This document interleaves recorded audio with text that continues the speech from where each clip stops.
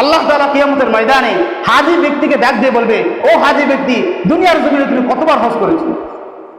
বলে, আল্লাহ, দুনিয়ার জমিনে আমি 100 বার হজ করেছি। 100 বারের নিয়ত ছিল আপনাকে খুশি করার জন্য, আপনার ঘর বাইতুল্লাহকে জিয়ারত করার জন্য। আল্লাহ তাআলা বলবেন, কাযাবতা, তুমি মিথ্যা বলেছো, তুমি আমার জন্য হজ করো নাই, তুমি আমার জন্য বাইতুল্লাহর জিয়ারত করো নাই। মানুষ তোমাকে হাজী বলবে, মানুষ তোমাকে আল হাজ নামে ডাকবে, এই জন্য তুমি হজ করেছো। আজকে বাস্তবতাও তাই। আমি যখন ঢাকা, আমার দাওরা হাদিস শেষ হইতেছে, ওই অনুষ্ঠানে, ওই মাহফিলের মধ্যে একটা ব্যানার কিনা হয়েছে। মসজিদের যে কমিটি ছিল, মাহফিলে তো সাধারণত কমিটিদের নাম দেওয়া হয়, তো ওই কমিটির একজন ব্যক্তি, নামটা আমার সঠিক মনে আসতেছে না, তো সে একাধিকবার হজ করেছে। তার নামের শুরুতে আলহাজ না দিয়ে হাজি রাখা হয়েছে।